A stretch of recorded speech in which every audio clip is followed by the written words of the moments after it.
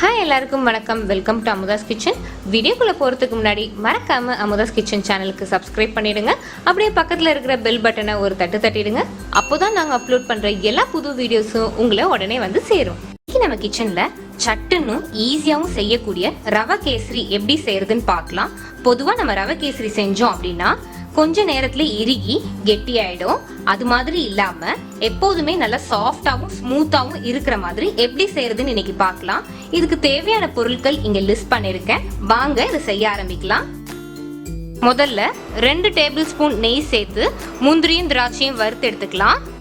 நெய் கொஞ்சம் காஞ்ச உடனே தேவையான அளவு முந்திரிலாம் லைட்டா பொன் நிறமா மாறினதுக்கு அப்புறமா நம்ம திராட்சையை சேர்க்கலாம். முதல்ல சேர்த்துட்டா திராட்சை கரிஞ்சிடும். முந்திரிலாம் லைட்டா பொன்னிறமா மாறிடுச்சு.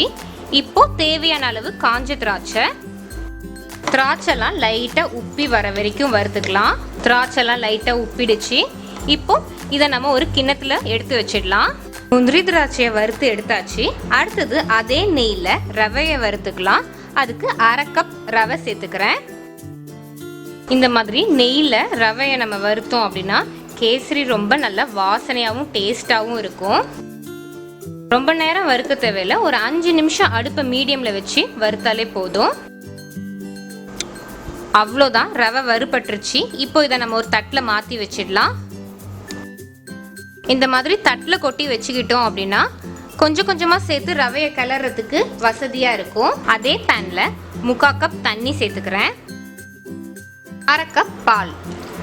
1/2 கப் பாலுக்கு பதிலாக தண்ணி கூட சேர்த்துக்கலாம். பால் சேர்த்தா இன்னும் கேசரி நல்லா டேஸ்டா இருக்கும்.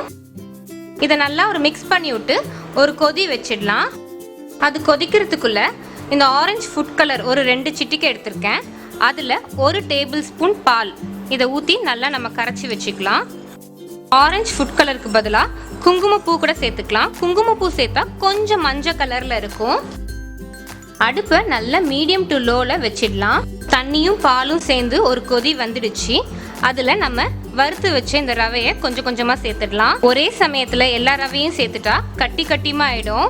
அதனால இந்த மாதிரி கொஞ்சம் கொஞ்சமா சேர்த்துக்கிட்டோம் அப்படின்னா கட்டிப்படாம இருக்கும்.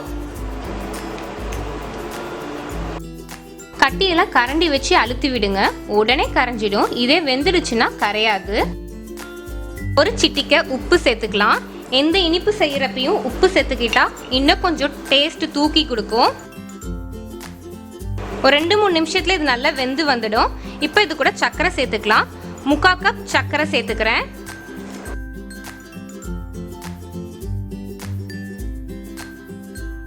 கட்டியெல்லாம் கரண்டி வச்சு அழுத்தி விடுங்க.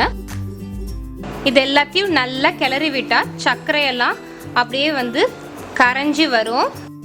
சர்க்கரையும் ரவையும் நல்லா ஒன்று சேர்ந்துருச்சு. இப்போ இது கூட நம்ம இந்த ஃபுட் கலரை சேர்த்துடலாம். இது எல்லாத்தையும் நல்லா மிக்ஸ் பண்ணி விட்டுருங்க.